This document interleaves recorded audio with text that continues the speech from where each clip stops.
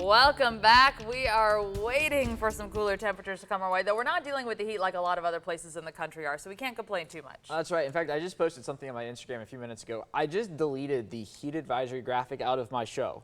So, I'm hoping I didn't jinx it. I'm really hoping you didn't either, because we don't want any more of that. No, I really do think we're done for the year, especially as we get into the end of next week. I think we're going to be looking at high temperatures in the low 80s potentially by way of another cold front, but we've got to get through the one that's on our doorstep today. Here's a live look over downtown. The radar picture is quiet for us at the moment. Temperatures, they are in the upper 80s, but it's feeling like the 90s for many of us outside, where the cloud cover is hanging on out in Emmanuel County over towards Toombs County. They're still hanging on to the low 80s, but you look back up towards the northwest and you're going, Alex, what cold front are you talking about? Well, yeah, you don't see showers there, but look at that temperature difference from Chattanooga to Nashville. Yeah, there's the front itself.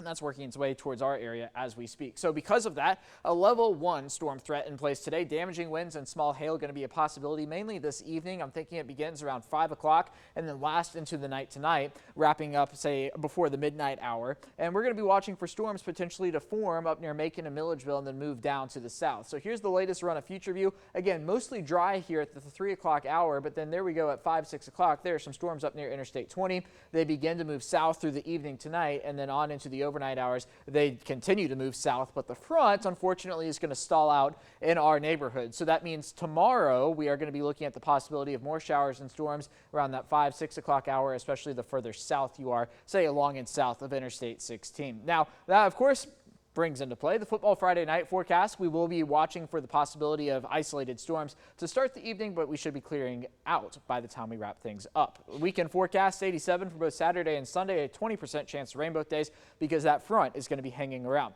All right, let's get the latest now on Hurricane Lee. Look at this, the visible satellite and eye opening up here in the past few hours. It is now a Category 2 hurricane, and the plan is for it to continue this northward trek above the Caribbean, but now strengthen to a Category 5 hurricane by Friday night. That is winds of 160 miles an hour, and then maintain Category 4 status as it moves towards the Turks and Caicos. But again, we have a high degree of confidence that this storm is going to make a northward turn. You see in that red line right there, that's the main run of the GFS. All of these white lines are the same run of the GFS, but just with different details changed, and almost all of them turn it towards the north. We look at the European model, and it is doing the same thing. Moves it to just north of Puerto Rico, north of the Dominican Republic, and then there's that northward turn. So I think we are okay here in the southeastern United States. We'll be watching for the northeast later on at the end of next week.